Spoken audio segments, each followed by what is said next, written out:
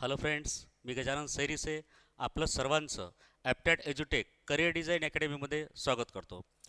मागच्या व्हिडिओमध्ये आपण पाहिलेलं आहे महाराष्ट्र अराजपत्रित संयुक्त पूर्व परीक्षेचा संपूर्ण सिलेबस आणि आजच्या लेक्चरमध्ये आपण पाहणार आहोत कंबाईन बी म्हणजेच महाराष्ट्र अराजपत्रित बी म्हणजेच काय गट ब मुख्य परीक्षेचा संपूर्ण सिलेबस की मेन्समध्ये कंबाईन बीच्या मेन्समध्ये एकूण किती पोस्ट आहेत किंवा किती पेपर असतात, किती मार्क्ससाठी असतात, निगेटिव्ह सिस्टीम काय आहे, सब्जेक्ट कोणते असतात, या सर्व प्रश्नांची उत्तरं आपण आजच्या या लेक्चरमध्ये पाहणार आहोत.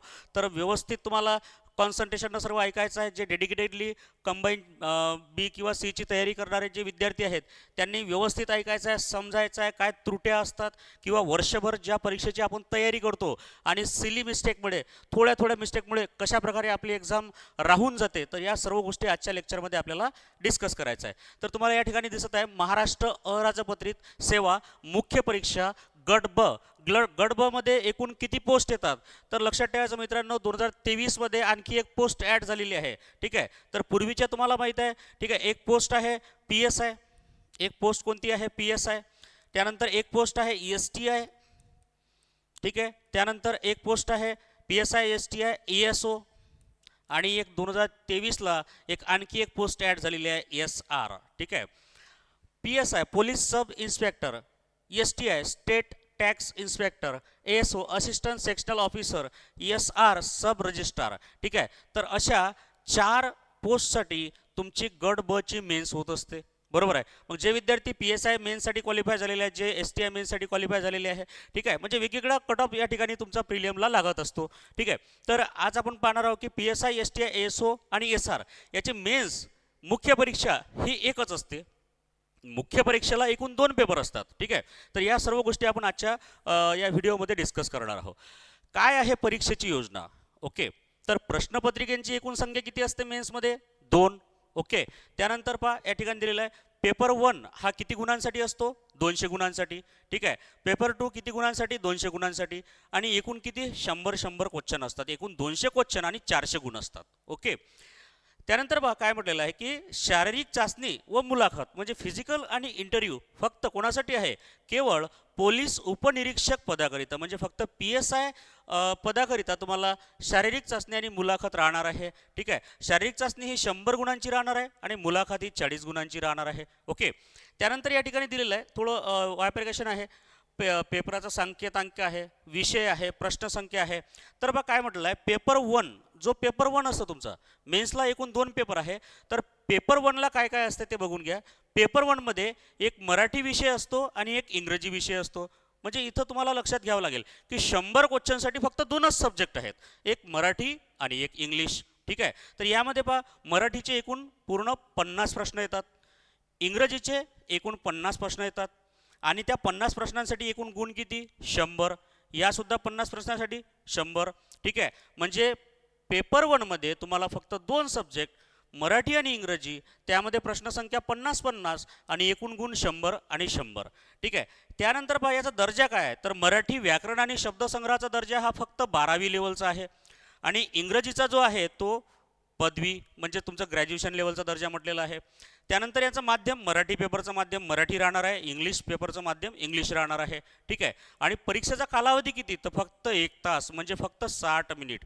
60 मिनिटामध्ये तुम्हाला मराठी आणि इंग्रजी या 2 विषयांचे 100 क्वेश्चन सॉल्व्ह करायचे आहे. म्हणजेच एका प्रश्नाला तुम्हाला फक्त 0.36 म्हणजेच काय फक्त 36 सेकंद मिळणार आहे. ठीक आहे, त्यामुळे स्पर्धा परीक्षेचं हेच एक महत्त्वाचं आहे, लक्षात घ्यायचं. वर्षभर अभ्यास करावा लागतो, 10 विषयांचा 12 विषयांचा अभ्यास करावा लागतो, परंतु पेपरमध्ये तुम्हाला किती वेळ मिळतो एक प्रश्न सोडवायला?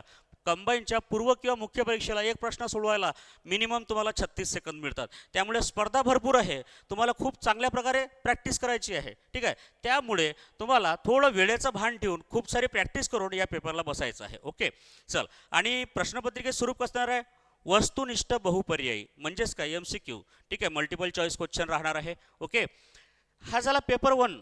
ठीक आहे, पॅटर्न. आणि पेपर 2 काय म्हणतो बघा, की पेपर 2ला काय असते, सामान्य अध्ययन बुद्धिमापन चाचणी. ठीक आहे, सामान्य अध्ययन GSचे काही क्वेश्चन, त्यानंतर बुद्धिमत्तेचे काही क्वेश्चन.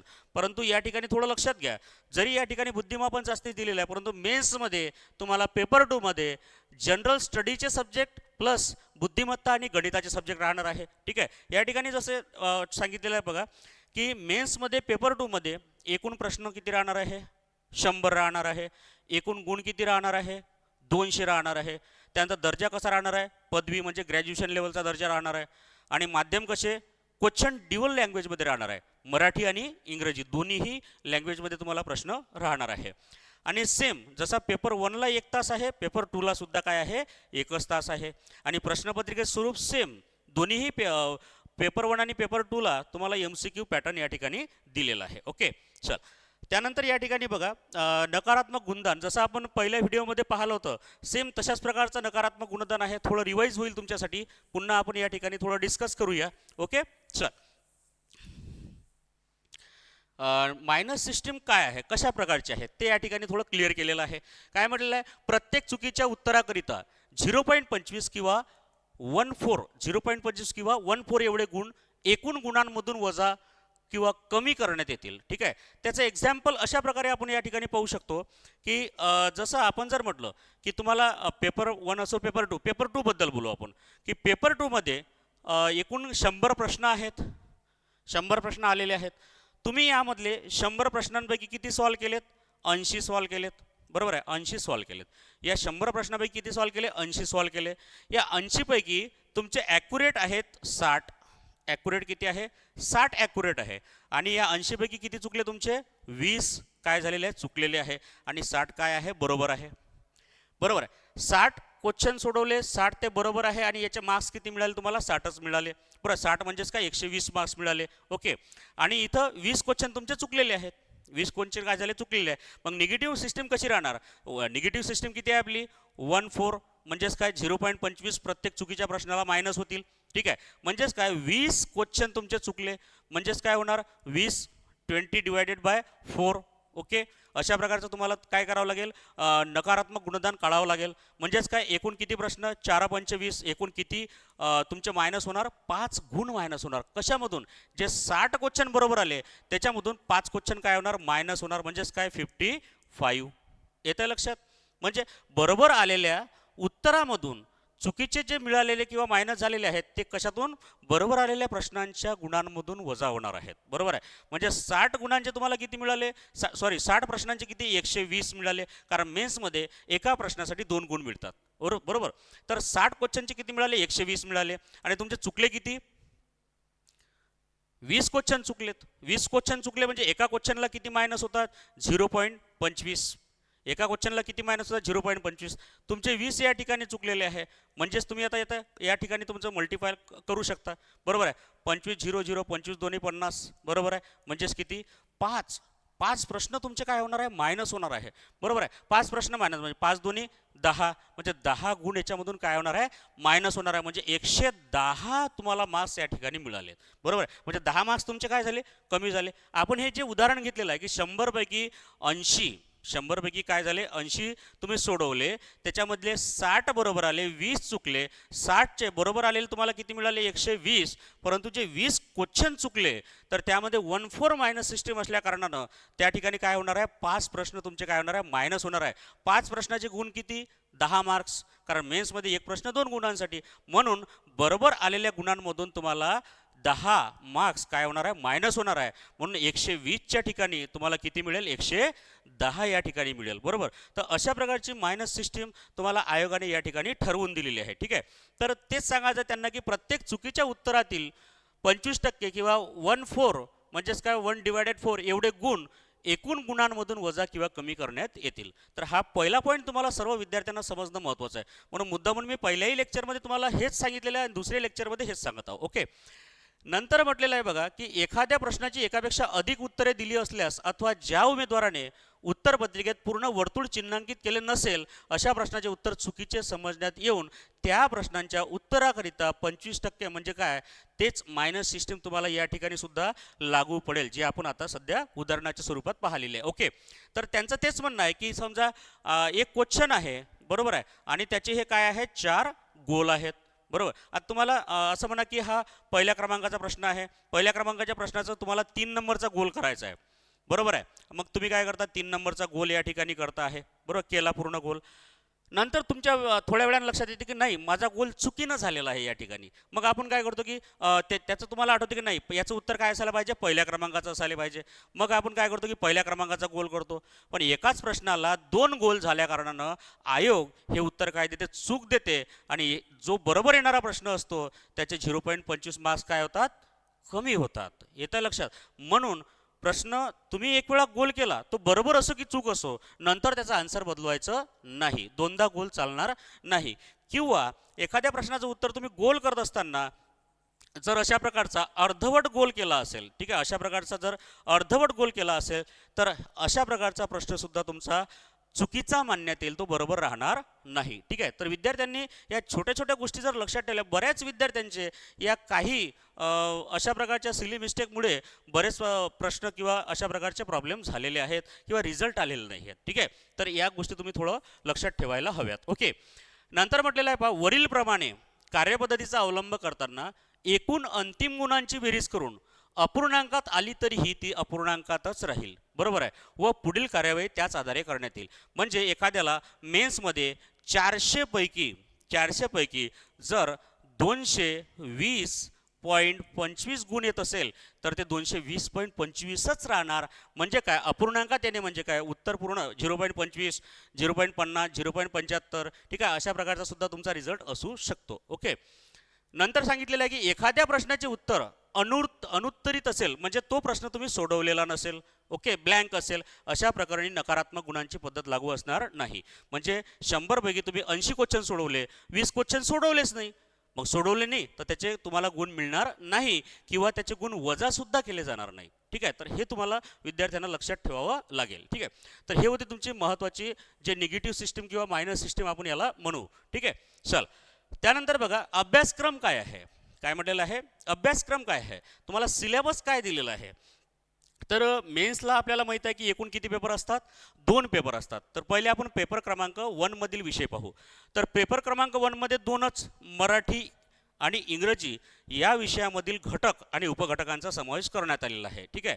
तर पेपर क्रमांक 1 मध्ये फक्त तुम्हाला किती आहे, 2च विषय आहे. ओके. चल, आता याच्याबद्दल थोडी डिटेलमध्ये माहिती या ठिकाणी बघूया आपण. ठीक आहे. तर या ठिकाणी काय म्हटलेलं आहे पहा, की मराठीमध्ये काय काय विचारलं जाते, मराठी विषयामध्ये काय काय विचारलं जाते. काय सांगितलं आहे त्यांनी, की सर्वसामान्य शब्दसंग्रह, आणि मग शब्दसंग्रहामध्ये काय, वाक्यरचना आहे, त्यानंतर सेपरेट मराठीचं व्याकरण, त्यानंतर शब्दसंग्रहामध्ये म्हणी, वाक्प्रचार, याचा अर्थ आणि उपयोग, तसेच उतार्यावरील प्रश्नांची उत्तरे. तुम्हाला माहीत असेल की कंबाईन मुख्य परीक्षेमध्ये, म्हणजे जे गट ब ची मुख्य परीक्षा आहे त्याच्यामध्ये मराठीचा एक 5 क्वेश्चनसाठी पॅसेज असतो आणि इंग्लिशसाठी सुद्धा एक पॅसेज असतो 5 क्वेश्चनचा. ठीक आहे. तर तुम्हाला लक्षात ठेवा, दोन्हीही लँग्वेजमध्ये 5-5 क्वेश्चनसाठी तुम्हाला काय विचारला जातो, पॅसेज विचारला जातो. ठीक आहे. आणि 45 क्वेश्चनमध्ये, ठीक आहे, तुम्हाला काय विचारलं जाते, 45 मराठीचे आणि 45 इंग्लिशचे. तर त्यामध्ये तुम्हाला व्याकरण प्लस शब्दसंग्रह, व्होकॅब्युलरी प्लस ग्रामर हे तुम्हाला विचारलं जाते. ठीक आहे. थोडंसं आणखी तुम्हाला क्लिअर करून देतो आहे. ठीक आहे. म्हणजे तुमच्या कन्सेप्ट सर्व क्लिअर असल्या पाहिजे, विद्यार्थ्यांना अभ्यासक्रमांना काहीच डाऊट नसला पाहिजे. काय पाहता आपण, पेपर 1. काय पाहता, पेपर 1. पेपर 1 मध्ये 2 विषय आहे. पहिला विषय आहे मराठी. तर लक्षात ठेवायचं, मराठीवर किती क्वेश्चन येतात, 50 क्वेश्चन. किती येतात, 50 क्वेश्चन. या 50 क्वेश्चनमध्ये तुम्हाला काय काय विचारलं जाते, मराठीमध्ये एक विचारलं जाते व्याकरण, बरोबर आहे, एक विचारलं जाते शब्दसंग्रह, ठीक आहे, आणि एक विचारलं जाते उतारा. ठीक आहे, उतारा, बरोबर आहे. तर असे 3 घटक तुम्हाला विचारले जातात मराठीमध्ये, बरोबर आहे. मग मराठी व्याकरण शब्दसंग्रह आणि उतारा, मग 50 क्वेश्चन डिवाइड करायचे आहे. तर उतार्यावर त्यांनी स्पष्ट सांगितलेलं आहे किती क्वेश्चन येणार आहे, 5 क्वेश्चन येणार आहे, बरोबर आहे. मग 50 मधून 5 गेले, किती राहिले, 45 राहिले. तर 45 जे क्वेश्चन आहेत, तर 45 क्वेश्चन या ठिकाणी तुम्हाला पाहायचे आहेत, बरोबर. चला, तर 45 जे क्वेश्चन आहेत ते कशा कशावर येत आहेत, तर त्या ठिकाणी तुम्हाला दिसेल 45 क्वेश्चनमध्ये व्याकरण आणि शब्दसंग्रह हे सारख्या वेटेजमध्ये विचारलेले आहेत. येत आहे लक्षात की व्याकरण आणि शब्दसंग्रह, आता विद्यार्थी काय करतात, मराठी व्याकरणाचे क्लासेस लावतात, बरोबर आहे. क्लासेसमध्ये मराठी व्याकरण चांगल्या प्रकारे करून घेतात तरी परीक्षेमध्ये थोडी बोंबच असते आणि शब्दसंग्रह स्वतःहून वाचून करण्याचा प्रयत्न करतात. No problem. सेल्फ स्टडी किंवा कोचिंग क्लासेस अशा दोन प्रकारच्या मोडमध्ये आपण काय करू शकतो, अभ्यास करू शकतो. परंतु सेल्फ स्टडीमध्ये जर तुम्हाला प्रॉब्लेम जात असेल तर कुठंतरी तुम्हाला मार्गदर्शन घ्यावंच लागेल. अशा प्रकारच्या मराठी व्याकरणाच्या आणि शब्दसंग्रहाचे आपल्याकडे बॅचेस पण ऑलरेडी चालू झालेले आहे. ॲप्टेड एज्युटेक अमरावतीमध्ये राठीनगरला एक ब्रँच आहे, अभियंता कॉलनीमध्ये सुद्धा एक ब्रँच आहे. ठीक आहे, काही विद्यार्थ्यांना ऑफलाईन बॅचेस करायचे असेल तर तशा प्रकारच्या बॅचेससुद्धा आपल्याकडे अवेलेबल आहेत. ओके, चला तर बघा यामध्ये काय म्हटलेलं आहे की 50 क्वेश्चनपैकी जो उतारा असतो तो 5 क्वेश्चनसाठी येतो. मग राहिले 45 क्वेश्चन. तर 45 क्वेश्चनमध्ये 22 ते 23 क्वेश्चन मराठीवर असतात, व्याकरणवर असतात, आणि 22 ते 23 क्वेश्चन शब्दसंग्रहावर असतात. हा झाला मराठी विषय. सेम पॅटर्न तुम्हाला कशामध्ये असते, जो दुसरा विषय आहे इंग्लिश. ठीक आहे, तर इंग्लिशमध्ये सुद्धा अशा प्रकारचं सेम पॅटर्न आहे. ठीक आहे, व्याकरण इंग्लिशमध्ये सुद्धा काय राहतो, व्याकरण म्हणजे ग्रामर, शब्दसंग्रह म्हणजे व्होकॅब्युलरी, ठीक आहे, पॅसेज म्हणजे उतारा. आणि सेम इंग्लिशमध्ये सुद्धा 5 क्वेश्चन तुम्हाला पॅसेजवर असतात. ठीक आहे, 22 ते 23 क्वेश्चन तुम्हाला ग्रामरवर असतात आणि 22 ते 23 क्वेश्चन कशावर असतात, व्होकॅब्युलरीवर असतात. ठीक आहे, तर अशा प्रकारच्या मोडमध्ये तुमचा काय राहतो, पेपर 1. ओके, तर या ठिकाणी त्या दिलेलं आहे, तुमच्या लक्षात येईल. ठीक आहे, इंग्लिशमध्ये कॉमन व्होकॅब्युलरी, ठीक आहे, किंवा सेंटेन्स स्ट्रक्चर आहेत, बरोबर. त्यानंतर ग्रामर आहे, use of idioms and phrases and their meanings and comprehension of passage. ठीक आहे, तर इन शॉर्टमध्ये शब्द वापरलेले या ठिकाणी सरळ सरळ 2 शब्द लक्षात ठेवा. मी सांगतोय तुम्हाला, इंग्लिश विषय म्हटला तर टोटल ग्रामर आणि टोटल शब्दसंग्रह. ठीक आहे, आणि एक पॅसेज. आणि मराठीचे तसंच व्याकरण, शब्दसंग्रह आणि उतारा. ओके, तर अशा मोडमध्ये पेपर 1 राहणार आहे. आणि तुम्ही एक लक्षात घ्यायचं आहे विद्यार्थी मित्रांनो, सर्वात पहिले की तुम्हाला जर मेन्समध्ये रिझल्ट काढायचा असेल तर एकमात्र विषय आहे मेन्समध्ये मराठी विषय. मराठी विषयामध्ये मराठी व्याकरण आणि मराठी शब्दसंग्रह आपल्या मातृभाषेमध्ये हा सब्जेक्ट आहे आणि सर्वात जास्त तुम्हाला मेरिट कव्हर करून देणारा हा विषय आहे. मेन्समध्ये तुम्हाला 200 क्वेश्चन असतात, परंतु मराठी व्याकरणाचे सेपरेट एका विषयावर 50 पैकी 50 क्वेश्चनचे उत्तर तुम्ही बरोबर घेऊ शकता. एवढ्या साध्या पद्धतीने आपल्या इथे अकॅडमीमध्ये सर्व कोचिंग केल्या जाते आणि बरेच विद्यार्थ्यांनी आजपर्यंत 50 पैकी 50 घेतलेले आहेत. महाराष्ट्रामध्ये बरेच असे विद्यार्थी आहेत, ठीक आहे, की ते मराठीमध्ये 50 पैकी 50 घेतात. जर एक वेळा तुम्ही 50 पैकी 50 घेतलेले आहे आणि तुम्हाला माहिती आहे मेन्समध्ये एक क्वेश्चन हा 2 मार्क्ससाठी असतो. मग एक क्वेश्चन जर 2 मार्क्ससाठी आहे तर 50 क्वेश्चन म्हणजे 100 मार्क्स झाले ना भाऊ. येत आहे लक्षात. आणि आणखी तुमचा पेपर किती 150 मार्क्सचा राहिलेला आहे. ठीक आहे, 150 गुणांचा राहिलेला आहे. त्याच्यामध्ये सुद्धा तुम्ही मेरिट कव्हर करू शकता. परंतु मराठी विषय हा खूप चांगल्या प्रमाणे तुम्हाला बनवावाच लागेल. ओके, चल त्याच्यानंतर बघा, हा झाला पेपर 1. पेपर 2 काय म्हणतो आपल्याला, पेपर 2ला आपण काय म्हणतो, GS प्लस मॅथ रिझनिंग, सरळ सरळ. ठीक आहे, तर यामध्ये दिलं आहे सामान्य क्षमता चाचणी व या विषयामध्ये असलेले घटक आणि उपघटक. ठीक आहे, तर सर्वात पहिले काय पाहायचं आपल्याला, सामान्य बुद्धिमापन व आकलन. तर काय म्हटलेलं आहे, उमेदवार किती लवकर व अचूकपणे विचार करू शकतो. ठीक आहे, हे आजमावण्यासाठी सर्व प्रश्न असतात, बरोबर आहे, कशाचे, बुद्धिमापन चाचणीचे. त्यानंतर काय म्हटलेलं आहे, अंकगणित व सांख्यिकी. अंकगणित व सांख्यिकी, ठीक आहे, तर लक्षात ठेवायचं जवळपास 10 क्वेश्चन यावर विचारले जातात. ठीक आहे, अंकगणित आणि बुद्धिमापन चाचणी. नंतर आहे चालू घडामोडी म्हणजे करंट अफेअर, बरोबर आहे, जागतिक तसेच महाराष्ट्र आणि भारतातील, म्हणजे महाराष्ट्र, भारत आणि जगाच्या संदर्भात ज्या चालू घडामोडी असतात यावर तुम्हाला क्वेश्चन विचारले जातात. ओके, त्याच्यानंतर आहे तुमचा माहितीचा अधिकार अधिनियम 2005, हे तुम्हाला माहिती आहे, right to information act. Okay, व महाराष्ट्र लोकसेवा हक्क अधिनियम 2015. ठीक आहे, तर हे झालं. अशा प्रकारचा तुम्हाला पेपर 2 मध्ये GSचा आणि मॅथ रिझनिंगचा तुम्हाला सिलेबस आहे. आणखी थोडीफार माहिती तुम्हाला या ठिकाणी पाहायला मिळेल. ठीक आहे, की जसा सिलेबस या ठिकाणी थोडा चेंज झालेला आहे, आपल्या सर्व विद्यार्थ्यांना माहीतच आहे. ठीक आहे, की 2023ला कशा प्रकारे आयोगाने गुगली टाकलेली आहे, विद्यार्थ्यांना समजायला वेळच दिला नाही आहे. प्रिलियम ज्यावेळेस पहिल्यांदा विद्यार्थ्यांनी दिली, विद्यार्थ्यांना बुद्धिमापन चाचणी सोडवण्याचा भरपूर अनुभव होता, परंतु त्यांनी जसं पॅटर्न चेंज केलं, 2023 पूर्वपरीक्षा जर आपण पाहिली तर जिओग्राफी विषयामध्ये 5 क्वेश्चन त्यांनी कमी केलेत, बरोबर आहे, हिस्ट्रीमध्ये त्यांनी 5 क्वेश्चन कमी केलेत. आणि तेच 5-5 क्वेश्चन कशामध्ये वाढवले, तर 5 क्वेश्चन तुमचे कशामध्ये वाढवलेले, पॉलिटी म्हणजे राज्यशास्त्रामध्ये 5 क्वेश्चन जास्त घेतलेत प्रिलियममध्ये. त्यानंतर मॅथ आणि रिझनिंग सेपरेट 10 क्वेश्चनसाठी विचारले गेलेले आहेत. ठीक आहे, त्यामुळे हे आयोगाची गुगली विद्यार्थ्यांना व्यवस्थित खेळता आली नाही, त्यामुळे बऱ्याच विद्यार्थ्यांचं नुकसान झालेलं आहे. म्हणून पुन्हा तशाच प्रकारचं नुकसान विद्यार्थ्याचं होऊ नये म्हणून प्री आणि मेनचा टोटली सिलेबस आपण विद्यार्थ्यांसमोर ठेवत आहोत. ठीक आहे, तर विद्यार्थ्यांच्या खूप असं महत्त्वाचा हा विषय आहे. ठीक आहे, म्हणून मुद्दामून हा विषय आपण आज डिस्कस करत आहोत.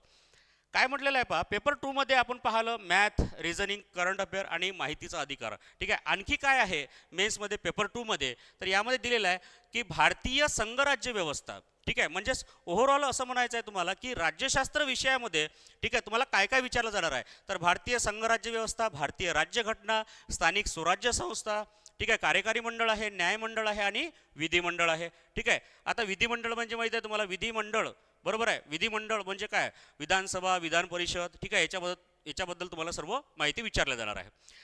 ठीक आहे, त्याच्यामध्ये तिने इन शॉर्टमध्ये सांगितलेलं आहे घटना कशी तयार झाली, घटनेचे प्रस्तावनेमागची भूमिका व तत्वे, म्हणजे प्रस्तावनेवर क्वेश्चन येणार आहे, तत्वांवर क्वेश्चन येणार आहे, घटनेची महत्त्वाची कलमे कोणती आहे, त्यानंतर ठळक वैशिष्ट्ये कोणती आहे, केंद्र व राज्य संबंध, त्यानंतर निधर्मी राज्य, मूलभूत हक्क, कर्तव्य, राज्याच्या धोरणाची मार्गदर्शक तत्वे. ठीक आहे, राज्यनिधीची मार्गदर्शक तत्वे, शिक्षण, युनिफॉर्म सिव्हिल कोड, स्वतंत्र न्यायपालिका, राज्यपाल, मुख्यमंत्री, मंत्रिमंडळ, कर्तव्य, अधिकार व कार्य, सोबतच राज्य विधिमंडळ, विधानसभा, विधान परिषद, त्यांचे सदस्य, त्यांचे अधिकार, त्यांचे कार्य, त्यांचे कर्तव्य आणि विधी समित्या. तर अशा प्रकारचा ओव्हरऑल तुम्हाला राज्यशास्त्र विषय हा खूप चांगल्या प्रकारे करावा लागतो. राज्यघटना प्लस जे आहे स्थानिक स्वराज्य संस्था, याबद्दल तुम्हाला डिटेलमध्ये मेन्समध्ये क्वेश्चन पडतात. ओके, नंतरचा सब्जेक्ट आहे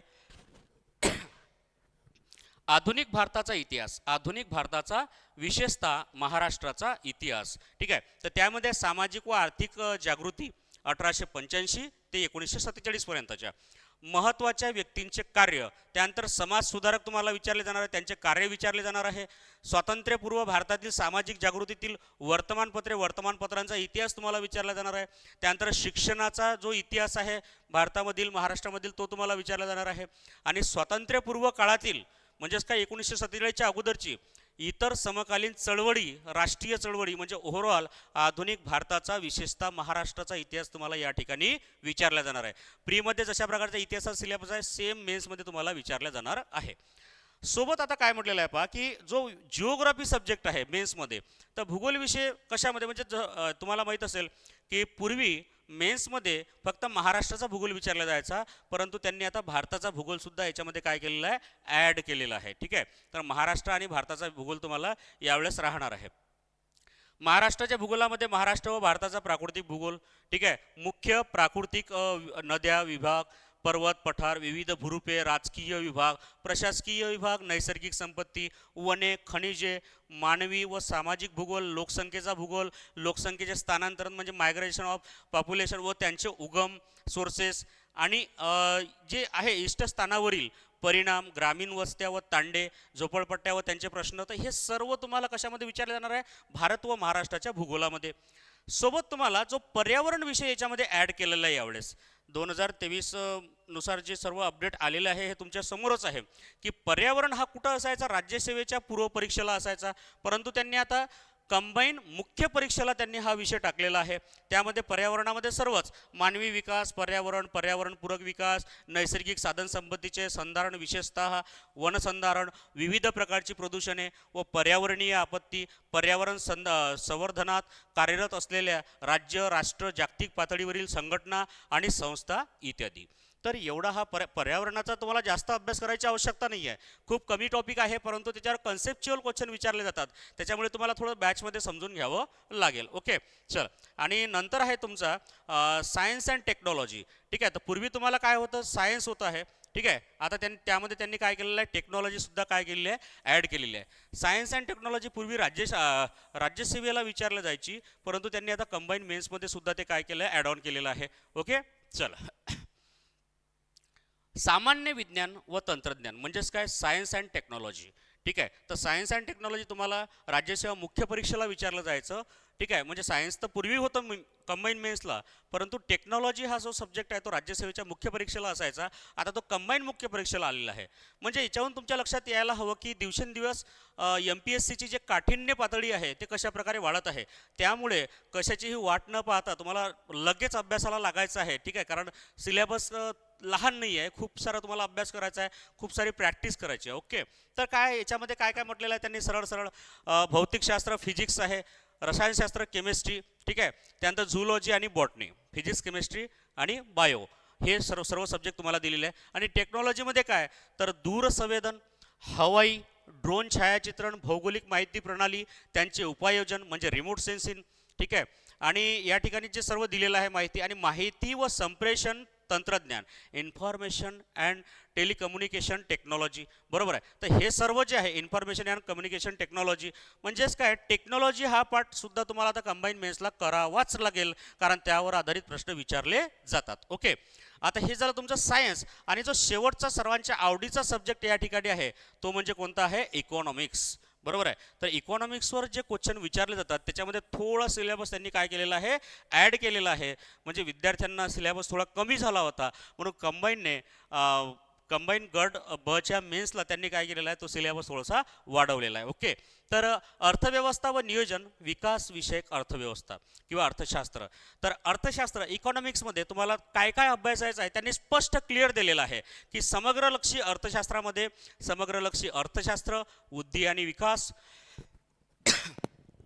सार्वजनिक वित्त, आंतरराष्ट्रीय व्यापार आणि आंतरराष्ट्रीय भांडवल. त्यानंतर भारतीय अर्थव्यवस्थेमध्ये काय तर भारतीय अर्थव्यवस्थेमध्ये भारतीय अर्थव्यवस्था आहे, भारतीय अर्थव्यवस्थेची आव्हाने, आर्थिक सुधारणा, भारतीय शेती व ग्रामीण विकास, सहकार, मौद्रिक व वित्तीय क्षेत्र, सार्वजनिक वित्त आणि वित्तीय संस्था, उद्योग व सेवा क्षेत्र, पायाभूत सुविधा व विकास, आंतरराष्ट्रीय व्यापार आणि भांडवल किंवा महाराष्ट्राची अर्थव्यवस्था. ठीक आहे, तर शेवटचा टॉपिक सुद्धा टाकलेला आहे सेपरेट महाराष्ट्राची अर्थव्यवस्था. तर एवढा सर्व जो इत्थंभूत सिलेबस आपण या ठिकाणी पाहिलेला आहे. गट ब च्या मुख्यला, गट ब जे परीक्षा आहे कंबाईनची, त्याच्या मुख्य परीक्षेला हा सर्व सिलेबस तुम्हाला करावाच लागतो. कंबाईन परीक्षा, कंबाईन म्हणजेच काय, महाराष्ट्र अराजपत्रित संयुक्त पूर्वपरीक्षा मुख्य परीक्षेचा सर्व सिलेबस तुम्हाला ॲप्टॅट एज्युटेकच्या टेलिग्राम चॅनलला सर्व दिलेला आहे.